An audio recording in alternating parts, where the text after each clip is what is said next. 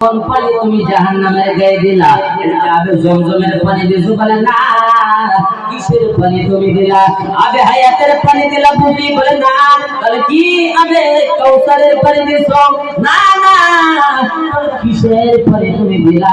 আমার আল্লাহ বলে এবারে সারা পৃথিবীর জমিনে আমি হরেক রঙের বান্দা বানাইছি। আমার বান্দা আমি জানি বান্দা অনেক রঙের গুনাহ করে ফেলবে। আমরা যে গুনাহ করবো আল্লাহ জানে না, যেমন জানে নাই। আমার আল্লাহ বলে ফেরেশতারে আমি জানি বান্দা পৃথিবীর জমিনে গুনাহ করবে। বান্দার চোখের দ্বারা গুনাহ হয়ে গেছে, বান্দার মুখের দ্বারা গুনাহ হয়ে গেছে, বান্দার হাতের দ্বারাও গুনাহ হয়ে গেছে, বান্দার পায়ের দ্বারাও গুনাহ হয়ে গেছে, অঙ্গ প্রত্যঙ্গের দ্বারা বান্দার গুনাহ হয়ে গেছে। নিজে নিজেকে ছোট মনে করেছে, অপরাধী মনে করেছে, গুনাহগার মনে করেছে। আমার আল্লাহ বলেন ফেরেশতারে নিজে নিজেকে যখন ছোট মনে করেছে, আমি আল্লাহর দরবারে নিজেকে গুনাহগার মনে কইরা ঠান্ডা পানি দিয়ে ওযু বানাইয়া ওযুর সময় নামাজের মুসাল্লায় বান্দা দাঁড়ায় গেছে, নামাজ আদায় করেছে, আমি আল্লাহকে শ্রদ্ধা করেছে, আমি আল্লাহর দরবারে দুইটা হাত তুলে গুনগুন গুনগুন করে চোখের পানি গুলো ছেড়ে দিয়েছে। বান্দার গুনাহ আমি মাফ করি নাই। বান্দা যোহরের নামাজ আদায় করেছে, আমি আল্লাহর দরবারে কান্নাকাটি করেছে, তারপরে গুনাহ বলে আমি মাফ করি নাই।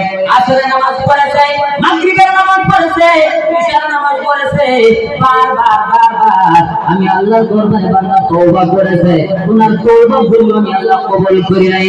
বান্দা পেরেশান হয়ে গেছে, নিশি রাতে ঠান্ডা পানি দিয়ে ওযু বানাইয়া নামাজের মুসল্লায় তাহাজ্জুদের জন্য দাঁড়ায় গেছে। তাহাজ্জুদের নামাজ আদায় করে গুনগুন গুনগুন করে আমি আল্লাহর জিকির করেছে। আমি আল্লাহর জিকিরের পরে দুই নয়নের পানি ছেড়ে আমি আল্লাহর দরবারে তওবা করেছে। ফেরেশতার দল ওই বান্দার চোখের পানি আমি আল্লাহর দরবারে জমা হয়ে গেছে।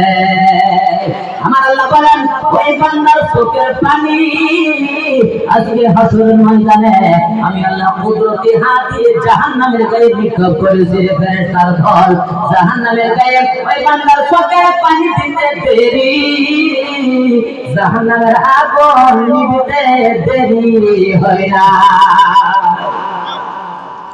রহমতের নবী বলেন ওই পরিস্থিতিতে আমার আল্লাহর দরবারে বান্দার আমলনামা মিজানের পাল্লায় ওজন করা হবে।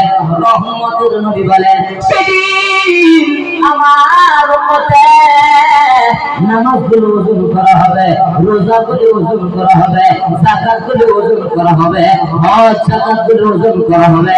রহমতের নবী বলেন সেই মিজানের পাল্লায় রে সাহাবা কিয়ামত পর্যন্ত তোমাদের জন্য দলিল হয়ে যাবে, কিয়ামত পর্যন্ত তোমাদের জন্য সবক হয়ে যাবে। পরবর্তী তাদেরকে তোমরা বলিয়া রাখো এই মিজানের পাল্লায় সমস্ত আমলের চাইতে আমার নবী বলেছেন সমস্ত আমলের চাইতে এই যে সুবহানাল্লাহ আওয়াজের লিখি মিজানের পাল্লায় ভারী হয়ে যাবে। আরে জোরে বলা যাবে কি সুবহানাল্লাহ?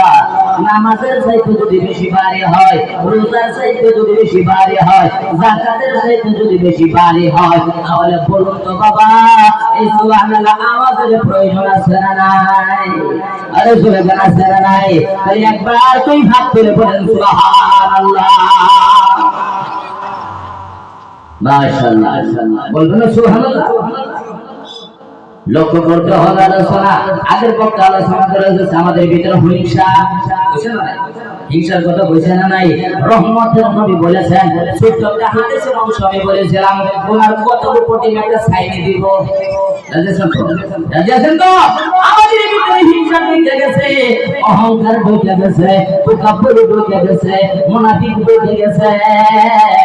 যার কারণে আমাদের জবানের কোনো তাসির নাই, আমাদের হাতের কোনো তাসির নাই, আমাদের চোখের কোনো তাসির নাই।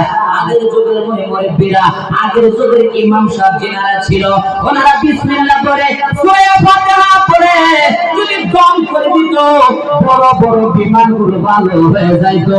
কথা ঠিক কিনা? আর এখন বর্তমান আমরা সূরা পড়া দম করতে করতে আমাদের দম শেষ হয়ে যায়, গেন্দার কান্দাই কমে না। আগের যুগের আলিম ওলামা বলা যায় কুমার লোকে খাইছে ডাইরেক্ট অ্যাকশন। আর এখন বর্তমান আগের চাইতে শিক্ষিত আর বেশি, এখন আগের চাইতে বেশি শিক্ষিত, কিন্তু জবানে কোনো আসর নাই, জবানে কোনো তাসির নাই, দোয়া করে কোনো কাম নাই। সবাই ইমাম সাহেবের উপর ভরসা করতেছে, হুজুর দোয়া করুন, আল্লাহই জানে যে দ্রুততি শুরু হয়েছে, দোয়া করুন।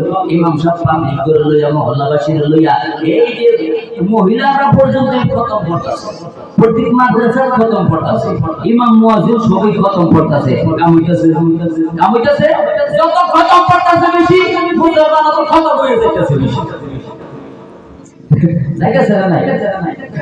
খতম করে একটা লেগে ওই আরেকটা খতম করতেছে, পাঁচ লাগে আগে মরে দিতেছে, হ্যাঁ না? খতম করতেছে দেশের মধ্যে শান্তি আনবার লাগে, খতম করে শেষ অশান্তি শুরু।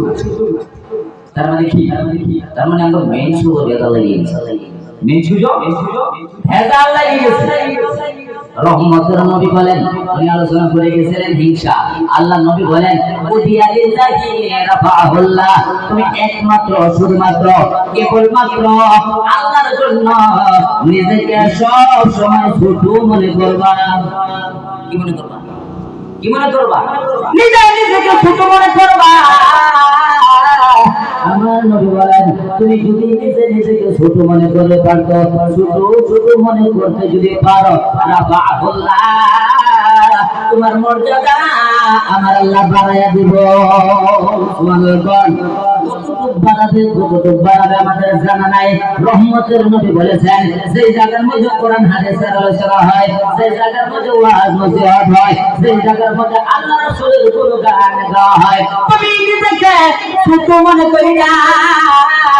নবীর কলিমার মালা গলায় পয়রা নিজেকে ছোট মনে করে যদি জবান দিয়ে বলতে পারো, মালিক তুমি আমার মাওলা, এই পৃথিবীর জমিনে তুমি ছাড়া আমার কেউ নাই, কেউ নাই, কেউ নাই। আমার আল্লাহ বলেন, ওই বান্দার মর্যাদা আমি আল্লাহ ফেরেশতাদের চাইতেও বাড়াইয়া দিছি। সুবহানাল্লাহ বলেন না? বলেন না? আমাদের দেশের চিন্তা করেন, ছোট মনে করার প্রশ্নই না, নিজের ছোট কেন মনে করবো? এক বেচারা হাফিজ ও নিজের বিশাল মনে করতেছে, এক বেচারা মৌলানা নিজেকে বিরাট বড় মুফতি সাহেব মনে করতেছে, এক বেটা মুয়াজ্জিন নিজের ইমাম সাহেব মনে করতেছে। ইমাম সাহেবের ভিতরে, আলেম ওলামাদের ভিতরে তুকাব্বুরি ঢুকে গেছে, আম পাবলিকের ভিতরে তুকাব্বুরি ঢুকে গেছে, বর্তমান পীর সাহেবের ভিতরে তুকাব্বুরি ঢুকে গেছে। আর আমাদের তাবলীগ জামাতের আলেম সাহেব যারা জিম্মাদার, তারা নিজেকে মুফতি সাহেব মনে করতেছে। দুইজন কথা ঠিক কিনা? বলে কি, আমার মতন জানেওয়ালা কেউ নাই, আমার মতন ইমাম সাহেব কেউ নাই, আমার মতন কণ্ঠওয়ালা কেউ নাই, আমার মতন বক্তা কেউ নাই, আমার মতন ওয়াজ করেওয়ালা কেউ নাই, আমার মতন খাতিব কেউ নাই, আমার মতন সাহাবাজ কেউ নাই, কেউ নাই, আমার মতন আমির সাহেব কেউ নাই। এই যে নিজেকে নিজে বড় মনে করা।